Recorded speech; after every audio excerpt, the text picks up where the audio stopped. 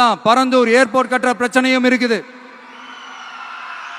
அந்த பிரச்சனையில கண்டிப்பா நாங்க விவசாயிகள் பக்கம் தான் நிப்போம். அதுல எந்த மாற்று கருத்துமே கிடையாது. இங்க நிக்கிறியா?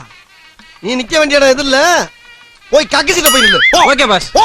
இந்த கவர்மெண்ட் பரந்தூர் விவகாரத்துல எங்களுக்கோ இல்ல விவசாயிகளுக்கோ எந்த விதமான காரணங்கள் சொல்லி எஸ்கேப் ஆகவே முடியாது. நீ சொல்றத நான் என்னடா செய்யறது? நான் சொல்றத நீ செய்டா. பொறுக்கி, புறம்போக்கு, பரதேசி, பன்னாட, திருட்டு, எச்சிக்கால நாய.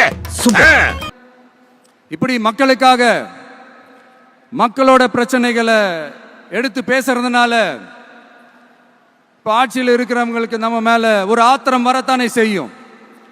அதனாலதான் நீங்க பாத்தீங்கன்னா சட்டசபையில் ஆரம்பிச்சு ஒரு சாதாரண நிகழ்ச்சி வரைக்கும் எல்லா மேடையிலையும் மேடைக்கு மேடை டிவிக்கே தான்.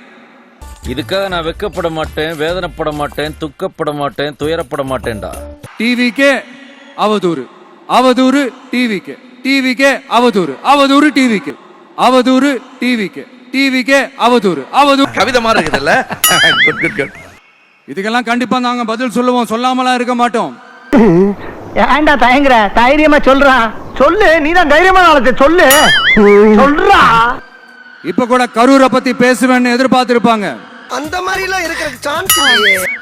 அத நான் கொஞ்சம் அப்புறமா பேசுறேன். பட் இப்போ நம்மளுடைய விஷன் என்னன்னு சொல்லணும்னு நான் கொஞ்சம் ஆசைப்படுறேன்.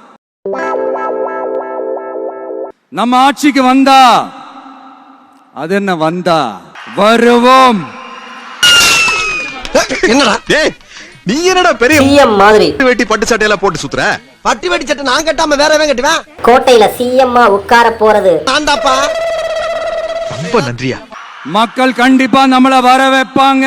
அந்த நிமிஷமே எனக்கு புரிஞ்சு போச்சு. சீஃப் மினிஸ்டர் கனவால பாதிக்கப்பட்டிருக்கிறது வேற யாரும் இல்ல, காக்கா அதான். மக்களுக்கான ஆட்சியை மக்களே விரும்பி வர வைக்கத்தானே செய்வாங்க. காக்கா அப்ப போச்சு சிஎம்மா மாறா. இதுதான் அவளுக்கு ஏற்பட்டிருக்கிற வியாதி.